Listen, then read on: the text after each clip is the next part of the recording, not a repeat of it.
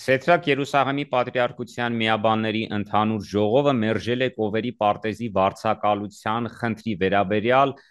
նոր գործարք կնքելու առաջարկը։ Ինչ պատահեց, ինչպես եկաք այս հանգուցալուծման, հայ համայնքը ինչ դերակատարում ունեցավ եւ առաջիկայում արդյոք էլի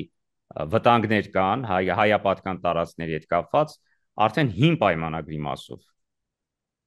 Ուրեմն նախ նշեմ, ինքը նոր պայմանագիր չէ, հավելված մնե եւ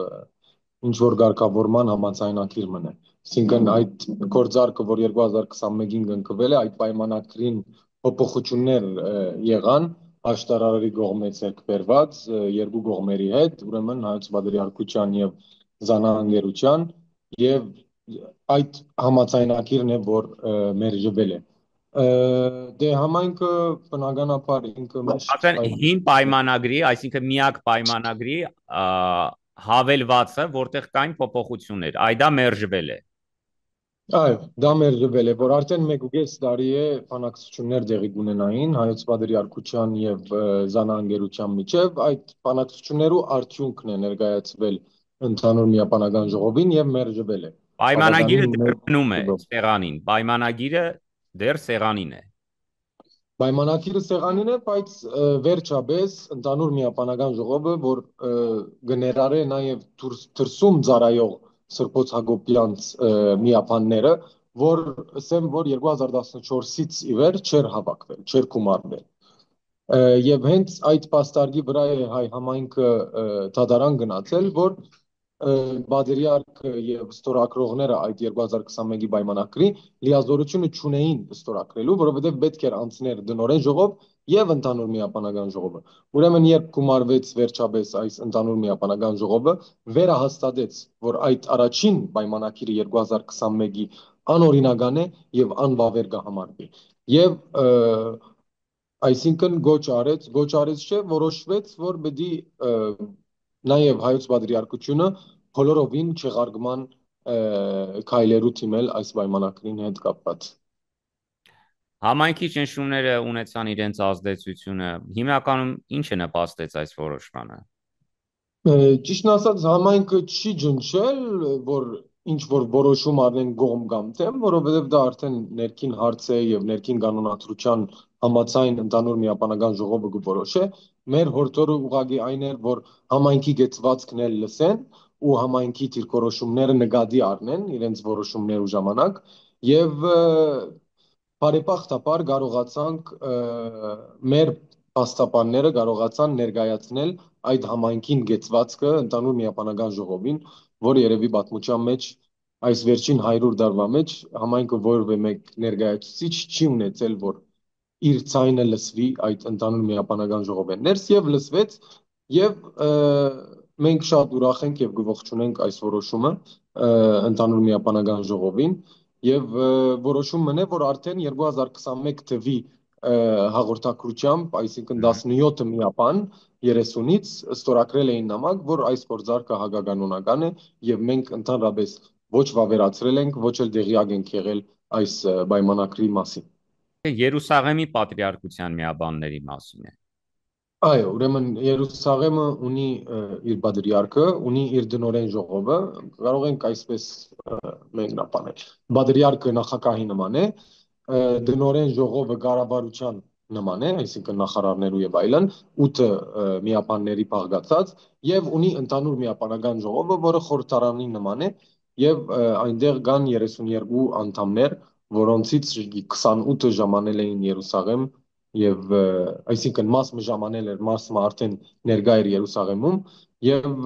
գումարվեց ժողովը, այսինքն 28-ով եւ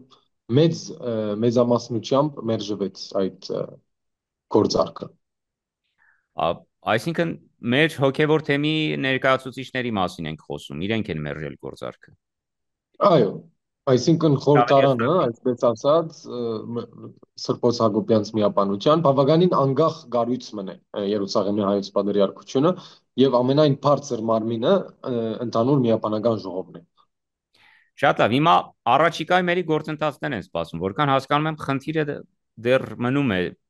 չլուծված, Կովերի Այո, պարտեզի իհարկե։ հարցը դեռ բաց է Այո։ եւ իրավական տարբեր խութերով պիտի անցնեք դեռ։ Առաջիկայում ինչ Շատերին սպասվում։ Այո, գներեք։ Շատերի մոտ այդ տպավորությունն է, որ վсё արդեն ավարտվեց, ամեն ինչ լավ է, բայց բարձ է, որ թեր նոր այս սկիզբն է, նոր բայկարին սկիզբն է, որը բայկար պիտի լինի, մենք հույսով ենք եւ համոզված ենք, որ այսուհետև հայոց պատրիարքությունը եւ հայ համայնքը կարող են գող կողքի գնալ այս բայկարին եւ միասին քիչ թե շատ միասնական չանքերով այդ պայմանակիրը չեղարկեն դարբեր դատական անշուշտ ուղղություններ են ինչպես գիտեք երկու դատական հայցեր կան մեկը ներկայացված հայոց պատրիարքության կողմից մյուսը հայ համայնքի կողմից Եվ առաջիկայում դատական նիստ երբ է տեղի ունենալու։ ուրեմն համայնքի ներկայացված դատի առաջին նիստը հոկտեմբերի վերջը արդեն հոկտեմբեր 30 պիտի դեղի ունենա եւ արդեն այդ նիստից բավականին բաներ կբարձվին, այսինքն ընկերության դիրքորոշումը, պատրիարքության դիրքորոշումը եւ համայնքի փաստարկները ամբողջ իր թղթապանությունով կներկայացվի դատարան։ Երկու հայցերն էլ վերաբերում են կովերի պարտեզի հետ կապված։ Այո, ուրեմն